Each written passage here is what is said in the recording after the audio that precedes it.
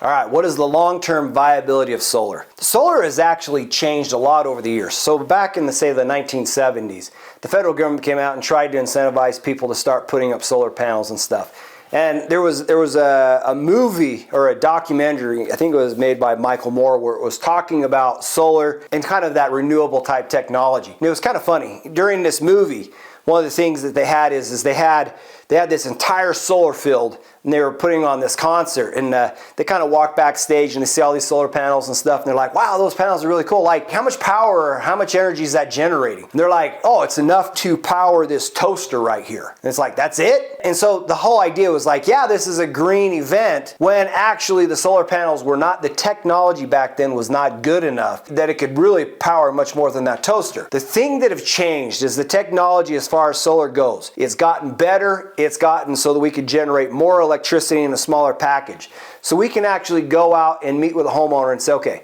let me take a look at your bill, figure it out. We can put up enough solar panels on that house to cover their entire bill. That's what's changed. That's what's changed in the renewable space, is that tech is actually gotten to the point where it was good enough that all of a sudden it actually had a major place or a major home inside the marketplace now. And so, yes, it's not uncommon for me to go put solar up on a house. Somebody will say to me, it's like, well, Mike, what if the technology gets better? Why, like, what if I want the latest, greatest, the newest technology? And I pause and I say, you know, the way solar is you tell me, we look at how much you're using. I put up enough solar to cover and offset your entire electric bill. Like, what difference does it matter if there's new technology that comes out? Because the new technology is going to make electricity. The old technology makes electricity. Like, electricity is still electricity no matter what. So it's not going to create blue lights or yellow lights. It's not going to change the color or the quality of the electricity. But the solar that we have now is good enough that you put it up on your house and you forget about it for 50 years. Okay? In 50 years, when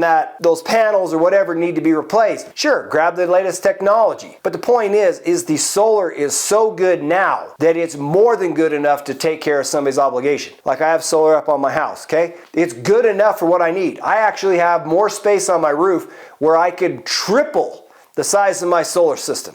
See, but right here, maybe there's probably not a whole lot of need to triple it.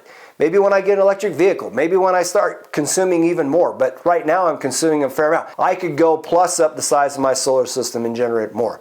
So that's the big difference. The tech is that good now that we can put solar up and it actually can cover somebody's entire bill. So that's why people want it. That's what we're doing, and that's what made it different.